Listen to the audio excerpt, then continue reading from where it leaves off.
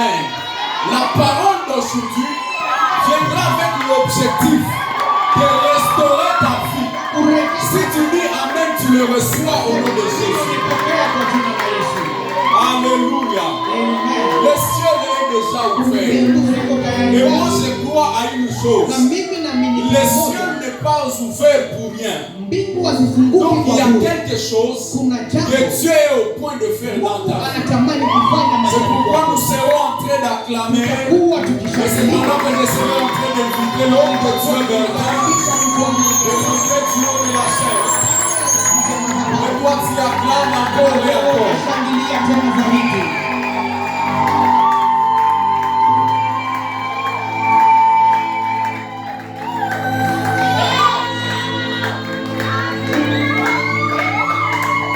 Tu peux encore acclamer pour le roi des rois, le Seigneur des seigneurs, le Tout-Puissant, Jésus-Christ. C'est pour Jésus que tu acclames. C'est pour Jésus que tu acclames. Si c'est pour Jésus, ajuste un peu des cris de joie, des cris de triomphe. Oh, c'est quelqu'un peut pousser des cris de joie. Ce n'est pas pour un homme. Ce n'est pas pour l'apôtre Didier, ce n'est pas pour le pasteur Emmanuel, ce n'est pas pour moi, mais c'est pour Jésus. C'est pour Jésus. Puisque c'est lui qui est tremblé. Et c'est dans le ciel on peut savoir qu'il y a des hommes et des femmes qui sont réunis ici, dans la piscine de Bethsaïda, pour Jésus. Pour Jésus. Oh, c'est quelqu'un qui a acclamé. Alors que tu acclames, je décrète et déclare comme prophète du Seigneur que cette saison est la saison de gloire, est la saison de gloire, la saison de réussite, la saison de succès. Alors que tu acclames, le ciel est en train de se déchirer, le ciel est en train de se déchirer, le ciel est en train de se déchirer. Je peux vous voir les anges de Dieu pour commencer ça.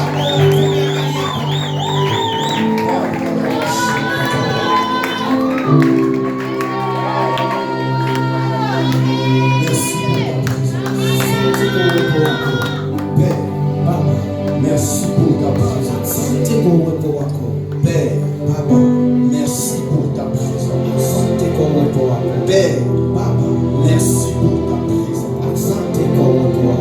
Père, Papa, merci pour ta présence. C'est pour cela que je me dis que dans les cieux, sur la terre, dans la mer, dans nos familles, ici à Goma, dans la piscine de Bethsaïda, Jésus-Christ est Seigneur.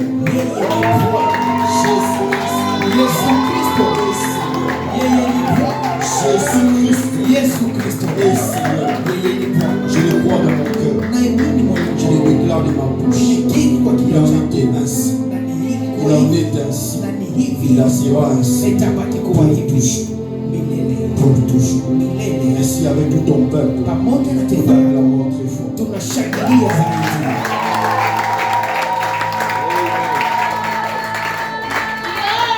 Alléluia. Prenez votre place, s'il vous plaît. Avant de commencer, je veux dire merci à Dieu pour sa grâce dans ma vie et pour l'opportunité qui m'incombe de me tenir devant vous aussi. Mais en même temps, j'aimerais m'acquitter par des voix si agréables. Je veux les reconnaître. L'ange de cette maison, je suis l'apôtre Didier Bouzou pour l'opportunité, mais aussi pour la couverture. Mais en même temps, je veux aussi honorer le pasteur Emmanuel, par qui nous sommes ici en ces lieux depuis vendredi. Je disais que je le prends comme mon frère. Dieu m'a donné ici à Goma. Et je voudrais que l'église, là où vous êtes, si vous pouvez acclamer pour l'apôtre et pour le pasteur Emmanuel. Je veux aussi accueillir en ce lieu ma famille qui m'a accompagné. Je suis ma mère qui est juste là. Mon père, pasteur Thierry Koyobo, le révérend qui est derrière, et aussi mon frère Chris qui est là.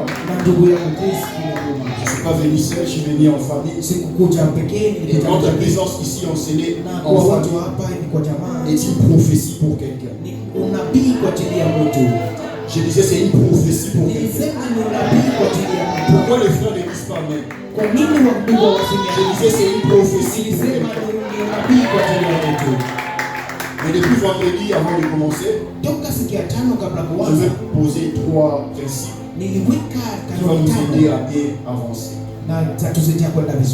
Premièrement, rassure-toi que celui qui est à ta gauche, celui qui est à ta droite, a une Bible et de quoi écrire.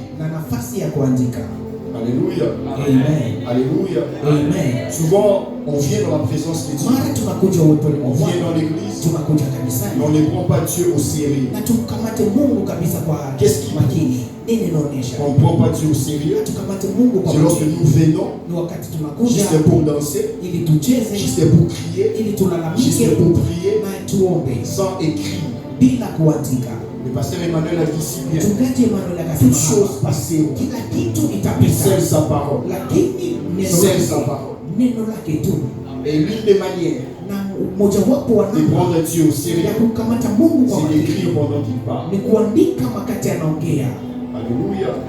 Parce que ce n'est pas juste un homme qui est devant vous, mais un canal dans lequel Dieu va vous parler.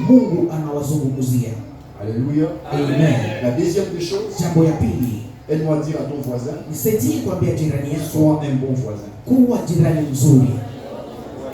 C'est-à-dire, ne me dérange pas pendant que j'écoute la parole. Lui ne me dérange pas. Ne dis pas, regarde la veste de l'orateur. Ne dis pas ça. Tu dois sois focalisé sur ce que Dieu sera en train de te dire. Alléluia. Amen. Mais la troisième des choses, sois sensible. Je ne sais pas si c'est quelque chose que le clavier peut m'accompagner. Avec le clavier. Je ne serai pas très long aujourd'hui. Dis-lui, sois sensible. Parce que la parole que nous allons entendre, c'est la parole de Dieu. Donc tout peut arriver. Alléluia. Amen. Moi, quand je viens dans la présence de Dieu, je m'attends. Si tu es entré malade ici, tu es déjà guéri. Si tu as un problème, je t'informe que tes problèmes sont résolus. Donc sois sensible. On peut le faire? Ok. Depuis vendredi, nous partageons sur un thème. Un front juste en bas. Nous partageons sur le thème la croix, le passage de l'ancien au nouveau. Et vendredi, le but que je me suis fixé, c'est d'essayer de faire une démarcation entre notre vie avant la croix et notre vie après la croix. Alléluia. Amen. Notre vie avant la croix n'est pas égale à notre vie après. Église du Seigneur, prêtez-moi votre attention. Il est important, alors que nous sommes au début de cette année, que nous puissions comprendre ce que nous sommes en Jésus-Christ et ce que nous étions avant Jésus-Christ. Parce que c'est de là que viennent tous les maux de la vie. C'est de là même que lorsque vous venez voir l'apôtre Titi, rencontrer le pasteur Emmanuel, vous exposez vos problèmes. dans chacune de ces entretiens pastoraux, avec ma petite expérience, je me suis rendu compte que plusieurs qui viennent à l'église n'arrivent pas à savoir qu'ils sont des enfants de Dieu. Alléluia. Amen. Certains même appellent le pasteur Emmanuel vers la nuit. J'ai fait un rêve. Et dans ces rêves, ils me suivaient pour me tuer. Et ces chrétiens-là, qui font ces rêves, ils se réveillent. Ils commencent à avoir peur. Plus loin encore, ils envoient les feux.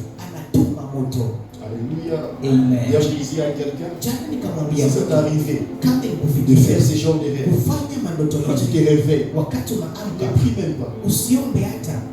Dors. Parce que le problème, ce n'est pas ce que nous faisons. C'est avec quelle conscience nous la faisons. Parce que celui qui fait ce genre de prière, il le fait parce qu'il a peur. Donc ta prière est motivée par la peur. Tu veux aller plus loin, tu pries parce que le diable t'a attaqué. C'est-à-dire le diable te pousse à prier. Si c'est ton cas, ce n'est pas le mien. Le diable ne peut jamais m'emmener à prier. Si je dois prier, c'est parce que Dieu nous l'a recommandé. Parce que l'église est là. Et c'est ce que je cherche à vous faire comprendre. Depuis les vendredis, je crois que par la grâce de Dieu, aujourd'hui encore, nous allons avancer. Les vendredis, nous avons parlé de la rédemption. C'est-à-dire du fait qu'en Jésus-Christ, nous avons été délivrés.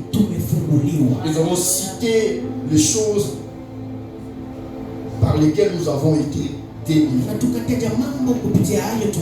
Mais pour aujourd'hui, nous allons parler de la justification. Il y a ton voisin, justification. Dis-lui encore justification. Dis-lui encore justification. Alléluia. Amen. Ces termes, c'est vrai que c'est un peu théologique. Nous allons essayer un peu de l'expliquer de manière simple. Au travers de la Bible.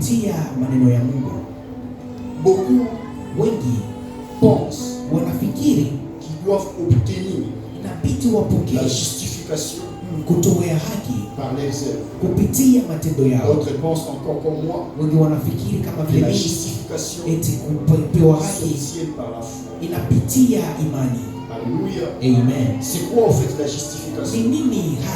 La justification, c'est le fait qu'un homme se présente devant Dieu de manière juste, correcte, sans défaut, sans péché pour le contexte de la Bible.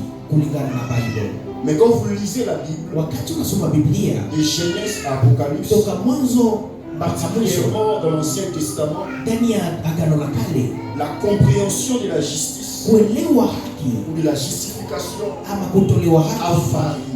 Aide-moi à dire à ton voisin, reste avec nous. Je serai un peu ennuyant au début, mais c'est important que vous compreniez. Parce que vous comprenez, parce que je dis maintenant, la suite sera difficile. Permettez-moi de parler comme un professeur. Dans l'Ancien Testament, la justification, sa compréhension a varié. Lorsque Dieu choisit Moïse et qu'il les rencontre au mont Sinaï, il lui dit beaucoup de choses. Notamment, il lui donne les 10 commandements que vous connaissez. Amen. Dans lesquels il y a même honore ton père et ta mère, ne vole pas, ne tue pas. Tous ces commandements-là, Dieu a donné ça à Moïse. Et dans Deutéronome chapitre 6, verset 25, Dieu même a dit que vous obtiendrez la justice mutatolewa haki en accomplissant tous ces commandements. kwa kuitimiza agano hizi Ça, zote. c'est pas un seul commandement, Hapana agano mais moja, tous les 10. lakini zote Et kumi, même le reste même que Moïse avait ajouté. na kuna kuwa zingine Musa C'est lui akaongeza. qui pratiquait Aliyetumia hizo tous ces commandements. hizi agano zote Était juste devant Dieu. alikuwa kabisa Vous vous wasamani rendez mbele za compte Mungu. avec moi Tutaelewa que pamoja, c'était difficile pour l'homme ilikuwa vigumu kwa de mwanadamu respecter à la lettre kuheshimu kwa tendo tous les commandements que Dieu les avait donnés. hizi agizo zote Mungu aliyozipewa. Même dans Deutéronome chapitre 28, Ndani ya Kumbukumbu où on parle de la makumi bénédiction et de la malédiction. wanapozungumzia laana na Donc baraka, celui qui était béni aliyebarikiwa était celui qui respectait les commandements. ni yeye aliyeheshimu agano zote. Le contraire, Kinyume ya hapo il était maudit. alikuwa amelaaniwa. Alléluia. Amen. Mais parce que Dieu maintenant s'est rendu compte Na Mungu akatambua qu'il était impossible haikukuwa rahisi pour l'homme kwa de mwanadamu respecter à la lettre kuheshimu kwa tendo tous les commandements zote hizi qu'il les agano avait donnés. ambazo alizipana. Il a ouvert une parenthèse Akafungua namna fulani pour que l'homme ili mtu ne soit pas maudit. asilainiwe. Il a instauré Akaleta les principes du sacrifice. akaleta tendo ya Le kujitoa, sacrifice d'animaux. kutoa. Pourquoi? Kwa nini? Celui qui ne respectait pas l'une de ses commandements Mtu ambaye hakutii pouvait zote prendre hizi l'agneau, angeleta pouvait prendre les béliers angeleta mwanapunda et les sacrifier. na anaitoa kabisa. Vous êtes toujours avec moi? Tuko pamoja, Vous êtes toujours avec moi? tuko pamoja. Et maintenant, Na sasa ces sacrifices-là ile kitu ile n'ôtaient pas les péchés de l'homme. haikuitoa dhambi za mtu, Elles couvraient ilifunisha juste pendant un moment. kwa muda kadhaa. Alléluia. Amen. Pourquoi elles couvraient pendant un moment? Kwa nini ilifunika kwa muda kadhaa? Ils pratiquaient cela souvent. Walikuwa wakifanya kila mara, Parce que le sang de l'agneau, kwa sababu damu ya le sang du mwanakondoo, bélier damu ya mbuzi ne pouvait pas haikuweza ôter les péchés de l'homme. kuitoa dhambi ya mwanadamu.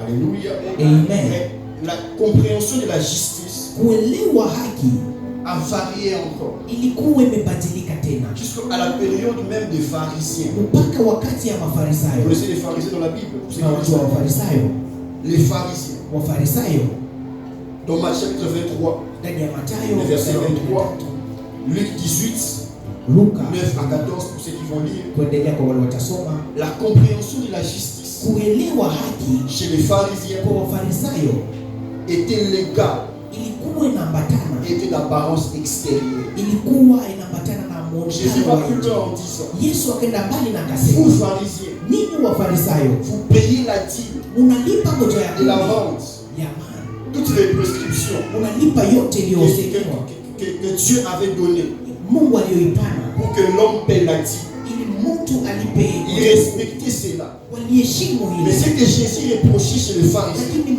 Yesu aliyowakataza Wafarisayo c'était le fait que ni namna ya kwamba ce qui était important, plus important, ilikuwa ya thamani zaidi ils ne le faisaient pas. hawakuitimiza. C'était la miséricorde, Ilikuwa huruma, la justice. ilikuwa haki. Ils respectaient Waliheshimu, le commandement extérieur, waliheshimu yale kwa mais ce qui leur concernait, yale iliyowahusu ils ne le faisaient pas. En hawakutimiza. d'autres termes, Kwa namsema leur mwingine, justice haki yao était d'apparence. ilikuwa ya Mais kuonekana, bizarrement, pasteur Emmanuel, lakini mchungaji dans Emmanuel, l'église de la RDC, ya kanisa ya Goma il y a beaucoup de pharisiens. ya Kongo kuna wengi wa Farisayo. Je suis quand même plus loin. Yesu anaenda mbali tena Dans une zaidi, parabole dans Luc 18, analeta neno un fulani. pharisien Mfarisayo et un pécheur na mfanya dhambi viennent à l'église comme moi et vous. wanakuja kanisani kama mimi na Le wewe. pharisien, alors qu'il prie, Mfarisayo il anapoomba se frappe la poitrine anajipiga kifua et il dit à na Dieu, anasema kwa Mungu, apaise-toi par rapport à moi. Baba furahi Je ne suis kulingana pas na comme mimi. c'est un pique Mimi là. siko kama yule mzinzi. Moi je gêne 3 fois. Mimi naomba mara Je tatu. donne ma dîme. Ninapana moja ya Et kumi. Jésus a dit, Na Yesu akasema, c'est le pécheur là ule mfanya dhambi qui est descendu justifié. yeye ameshuka kabisa, ametolewa haki kulingana na yule Pourquoi je dis qu'il y a des pharisiens à l'église? Kwa nini Wafarisayo Les pharisiens kanisani? sont des genres de personnes Wafarisayo ni qui wale watu montrent du doigt sur un péché. wanaonesha Vous dhambi. le connaissez bien avec moi. Unawajua pamoja Le na péché mimi, qui est souvent évoqué dans les prédications. dhambi zinazoonekana ndani ya C'est c'est l'impudicité, ni uzinzi, c'est le vol. wizi vile Mais vile. il y a au-delà de ça, Lakini kuna zidi et ya ce qui est ile, grave même dans l'église, kunakuwa zingine ni il y ngumu a des kanisani. faux témoignages. Kunakuwa masemi za uongo kanisani. Alléluia. Amen. De faux témoignages. Ujumbe za Je uongo vous en kanisani. parle, j'ai été victime de faux Ninawaambia témoignages. kwa sababu nilikuwa Et ce qui est grave, na iliyo ya c'est zaidi parmi les comités de l'église, ni donc miongoni les mwa watu wa serviteurs de kanisa, l'église. watumishi kanisani On parle de l'impudicité, wanazungumzia mais il uzinzi. y a aussi l'empoisonnement. Lakini kuna sumu vile On parle de vile, l'impudicité, wanaongelea mais il y a aussi zambi, les mensonges. kuna uongo vile vile. Alléluia. Amen. Et celui qui ment, et celui qui Anayesema uongo, commet l'impudicité, anayefanya ils sont uzinzi, le même devant Dieu. wote ni wamoja Il mbele n'y a za pas de Mungu. grands péchés, Hakuna dhambi il n'y a kubwa, pas de petits péchés, hakuna dhambi il y a ndogo, de les péchés. kuna kuwa tu dhambi. Alléluia. Amen. Alléluia. Amen. Il y a même la calomnie, c'est ça le péché mignon. Kunakuwa sasa kusema sema Vous voyez les kanisani. mamans au coin, Unaona wamama on parle pembeni sur la jeune fille là, wanaongelea il y dada avait les fulani frères là, na kaka il y fulani, a même aussi les jeunes frères wanakuwa qui wakaka parlent des fulani, filles, et wanaongelea ainsi de wadada suite. na kuendelea C'est kadhalika. ce qui est drôle. Ni yani inaoshangaza. Alléluia. Amen. Alléluia. Amen. Dieu ne regarde pas l'apparence. Mungu haangalie Dieu mwangalio, regarde le cœur. Mungu anaangalia moyo. Voilà pourquoi je voudrais dire à l'église, Tazama kwa maana ne jugez pas une personne usimhukumu en mtu fonction de son apparence. kulingana na muonekano yake. Arrêtez de juger quelqu'un Acha à kuhukumu mtu cause de son apparence. kulingana na muonekano yake ya nje. Arrêtez d'avoir des préjugés. Acha kuwa na Une idée fausse sur une personne. kufikiri mambo mabaya Tu ne connais pas la personne. haumjui Tu ne mtu, l'as pas rencontré. hujawahi Mais tu te dis, ces garçons-là, il est passé. haiko kabisa. Pourquoi? À cause de sa tenue vestimentaire. Kwa nini? Kulingana na mavazi yake tu. Ne tombez pas dans ces pièges. Usianguke ndani ya mtego ile. Alléluia. Amen. Alléluia. Amen. Et je peux parler à l'église aujourd'hui. Je naweza zungumza na kanisa, Et je peux parler à l'église aujourd'hui. naweza zungumza na kanisa. Ne tombez pas quoi dans Usianguke ces pièges. ndani ya mtego Dis à ile. ton voisin, arrête d'être pharisien. Ambia jirani yako, acha kuwa Arrête mfarisayo, d'être pharisien. acha kuwa mfarisayo, Dis-lui encore, arrête de parler en mon nom. acha kusema kwa kivuli yako.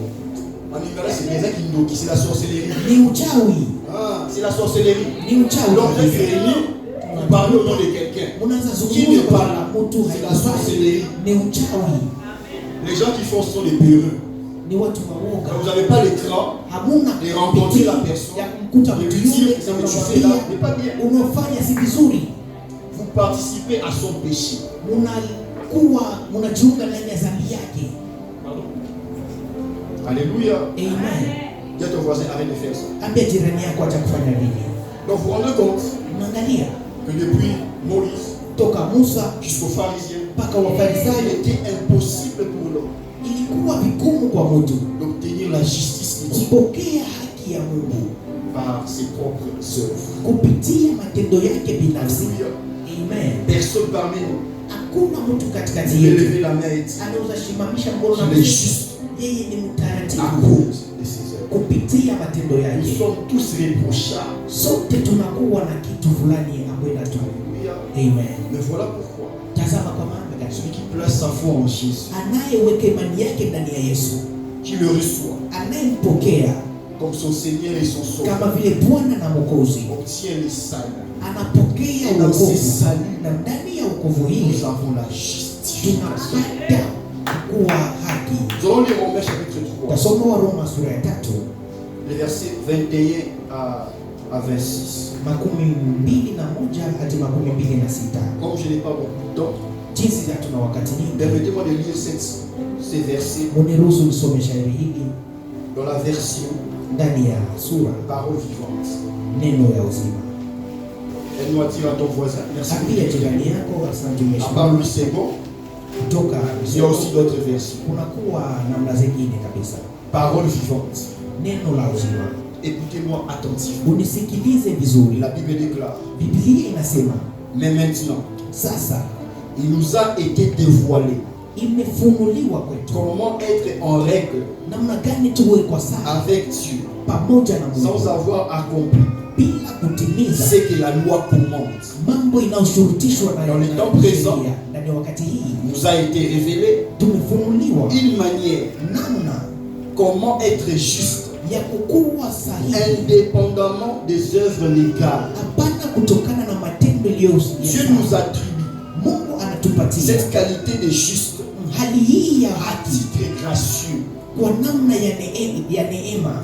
Les écrits de l'ancienne alliance, Maandiko ya Agano la la Kale, loi et les prophètes sheria na manabii ont bien parlé de cette manière d'être juste. walizungumzia kwa namna hii ya kukuwa sawa, Mais elle devient une réalité lakini inakuwa ukweli par la foi en Jésus. kupitia Donc on imani est ndani ya Yesu. justifié par la Tunapata foi en haki qui? En ndani ya Jésus. imani ya Kristo, Et elle est accessible na inakuwa à tunaifikia tous ceux qui la saisissent kwa wote par wanaoipokea un acte de foi kwa personnel. tendo ya imani ya Car binafsi, il n'y a aucune différence kwa sababu hakuna utofauti entre les hommes, pamoja na watu sans distinction. bila utofauti. Tous ont péché, Sote tumetenda ont dhambi perdu la beauté glorieuse na wamepoteza uzuri wa dont Dieu avait utukufu revêtu l'homme. ambayo Mungu alimuvika mtu. Tous ont manqué les buts Wote tumekosa qu'il malengo leur avait assignés. ambao walitutolea ndani ya Personne ne mpaya. saurait prétendre Hakuna atakayeweza être kusema approuvé de Dieu yeye ameonekana vizuri et mbele za Mungu accéder à sa glorieuse na présence. afikie kabisa C'était utukufu wake. impossible. Haikuwezekana. C'est pourquoi Ndio kwa maana Dieu offre à tous Mungu anatutolea sote un don. Tous zawadi. peuvent Sote tunaweza à présent leo être justifiés, kupata haki, c'est-à-dire ni kusema déclarés justes kusema tuna aux haki yeux de Dieu mbele za Mungu par pure grâce. kwa kupitia tu Ils neema. reçoivent cette faveur Tunapokea neema hii comme un cadeau immérité de la générosité divine. kama vile zawadi tusiyostahili ya Et uzuri, cela est possible na ili inawezekana parce que Jésus-Christ a accompli kwa sababu Yesu tout ametimiza ce qu'il fallait pour nous libérer. yote iliyofaa ili Donc cette tuweze justification-là, ndani ya haki hiyo nous l'avons tunayo parce que Jésus kwa sababu Yesu a accompli tout alitimiza ce qu'il fallait. yote ipasayo. Est-ce que l'Église entend ce Je, texte? kanisa lasikia isomo Parce qu'il s'est donné lui-même kwa sababu alijitoa en rançon mwenyewe pour nous. kwa vile Écoutez kwa le verset mapendo 25. kwa ajili yetu. Dieu l'a destiné d'avance Mungu alitimiza à mbele za prendre wakati sur lui kukamata kupitia la yeye punition qui méritait nos péchés. za La punition qui méritait nos péchés. azibu iliyokuwa yetu, En mourant sur la croix, akakufa msalabani. Jésus était la victime offerte Yesu alikuwa vile kama pour nous en sacrifice. alikuwa sadaka yote iliyotolewa Qui kwetu nous kama purifie. iliyotutakasa Et nous rend la faveur divine. na inatupatia neema ya kimungu. Tous ceux qui croient que Jésus Wote wanaoamini kama Yesu est mort pour eux, alikufa kwa ajili yao, ils sont là. tuko hapa. Tous ceux qui croient Wote wanaoamini que Jésus est mort pour eux, eti Yesu alikufa kwa ajili qui yao, placent leur confiance dans le sang wanaweka matumaini yao qu'il ndani a ya damu versé pour leur salut, aliyomwanga kwa ajili ya wokovu ont yao, accès à cette grâce. wanafikia neema Donc ile. ils ont accès à la justification. Sema wanafikia kuwekewa haki. Haki. Haki. Yes. Amen. Dieu a voulu Yesu, Mungu montrer akapenda de cette manière aonyeshe kwa namna quelle hiyo était sa justice. ile iliyo haki yake. En effet, Kwa kweli, autrefois, zamani il a supporté le péché. alikubali Il dhambi, n'a pas puni de mort hakuwapiga le wafu, pécheur dans les temps anciens. hakuwaua wale watenda dhambi kwa wakati wao. pour la parole du Seigneur. Tunachukua nafasi na tunashangilia kwa ajili ya neno. Alléluia. Amen. Tu peux avoir du quoi, s'il vous plaît. Nimshoa s'il vous plaît. Avant son choix. Ici, il est dit Hapa imesemeka qu'à cause du sacrifice de Jésus, kupitia kujitoa kwa Yesu Kristo nous avons accès tunapata nafasi à la justification. kwa haki Les châtiments ile mapigo qui devaient tomber sur nous ambayo ingetuangukia sisi à cause de nos péchés kupitia dhambi zetu est tombé sur Jésus. imeangukia Yesu Et Kristo, de cette manière, na kwa namna hiyo nous avons tunapokea la justification. haki. Nous avons Tunapokea la justification. kutolewa haki. Donc, Ni kusema la question de justification swali ya kutolewa haki ne concerne pas ce que nous faisons, haiangalie yale tout ce que nous tunayofanya pouvons faire. kama yale tunaweza La kuyafanya. question de la justification Swali ya kutolewa haki concerne ce que Jésus a fait. inalingana na yale Yesu alifanya. Alléluia, Église. Amen. Donc nous sommes appelés justes, Ni kusema tumeitwa pas wenye parce que haki. nous fuyons le péché d'abord. Hapana, kwa sababu tumekimbia dhambi Nous sommes kwanza. appelés justes Tumeitiwa wenye par la haki foi en Jésus. kupitia imani ndani ya Yesu Kristo. Alléluia, Amen. alléluia, Amen. alléluia. Amen. Ici, il est une question de foi. Hapa ni swali ya imani. Elle m'a posé la question à ton voisin. Nisaidie kuswali jirani yako Est-ce swali. que tu crois en Jésus? Je, unaamini Yesu Kristo? Elle m'a posé à ton voisin. Muulize swali jirani Est-ce que yako. tu crois en Jésus? Je, unamwamini Yesu Kristo? Dans Galates 9, chapitre 2, le verset 7, Wagalatia inasema hivi. l'apôtre Paul met l'accent Paulo anaweka en mkazo disant akisema c'est une question de foi ni swali ya imani et non des œuvres. na hapana ya matendo. Quand Jésus donnait une parabole, pasteur Emmanuel, Wakati Yesu alileta mfano et fulani à la fin de cette parabole, na mwisho mfano le hiyo chapitre 18, il finit en disant akamaliza kwa kusema quand le Fils de l'homme viendra, kwa sababu wakati mwana wa Mungu atakuja, verra-t-il la foi? je, ataikuta imani?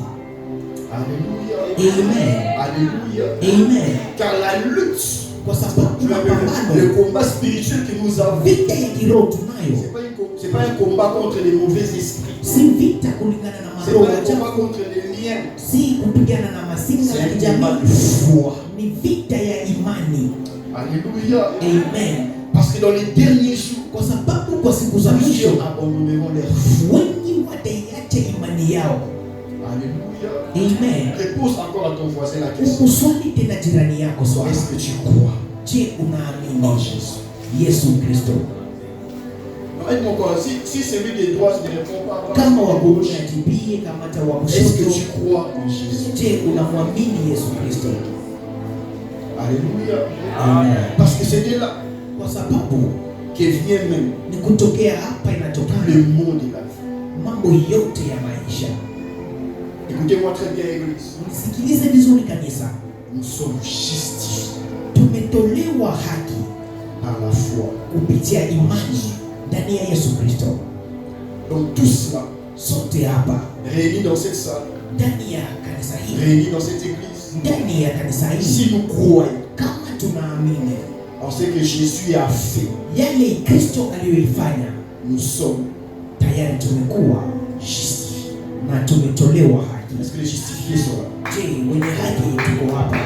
Est-ce que les justifiés sont là? Wenye haki tuko hapa? Est-ce que les justifiés sont là? Wenye haki tuko hapa? Mais maintenant, Sasa quel est le résultat ni nini matokeo de cette justice ya haki hiyo dans la vie ndani ya maisha des croyants? ya waamini? Ces résultats que je vais énumérer ici Matokeo nitakaoleta hapa sont des signes ni alama qui montrent inaonyesha à suffisance kabisa kwa kujitosheleza que nous sommes kusema tuko justifiés. tuko tayari wenye haki. Est-ce qu'on peut avancer? Je, tunaweza sogea mbele? Est-ce qu'on peut avancer? Tunaweza endelea? Si tu es d'accord, dis avec moi, avance. Sema tu amina kama unakubali. Romains chapitre 5, Waroma sura ya 5 le verset 13. mstari wa 13